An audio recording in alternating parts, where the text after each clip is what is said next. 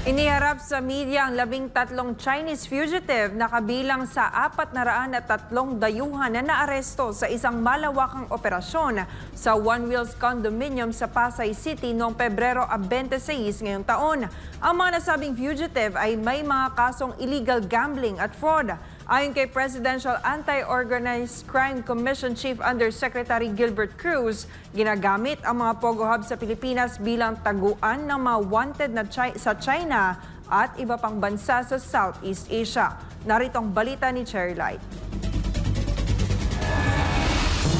Aminado si Presidential Anti-Organized Crime Commission Chief Yusek Gilbert Cruz na hindi ito ang unang pagkakataon na nahuli ang mga wanted na dayuhan sa Pilipinas.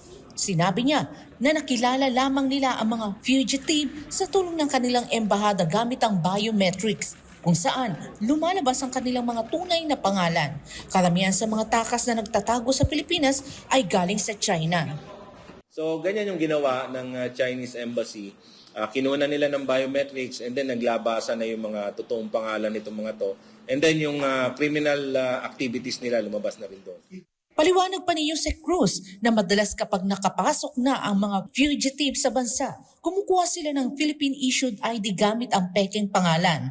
Kasalukuyan nilang iniimbestigahan kasama ang Bureau of Immigration kung paano nakakalusot ang mga dayuhang fugitive sa Pilipinas. Posible umanong umaalis sila sa kanilang bansa na walang clearance at pumapasok ng palihim sa Pilipinas nang walang dokumento o kaya'y gumagamit ng backdoor entry. Kung may red o blue notice ang isang foreign national, lalo na kung wanted sa Interpol, otomatiko itong magiging red alert sa Bureau of Immigration. Dahil dito, naniniwala ang PAOK chief na ang mga Pogo Hub sa Pilipinas ay nagsisilbing taguan ng mga wanted person mula sa ibang bansa. Hindi lang naman ito yung first time na nakakuha tayo ng fugitive. And it's not only China. Merong wanted from other countries also. Iba-iba hindi lang China. Kaya lang, since marami talaga sa mga Pogo, workers na nahuhuli natin are from China, that's why siguro mas marami yung number ng mga wanted persons na nakukuha natin from them. Para sa Diyos at sa Pilipinas kumahal, Cherry Light, SMNA News.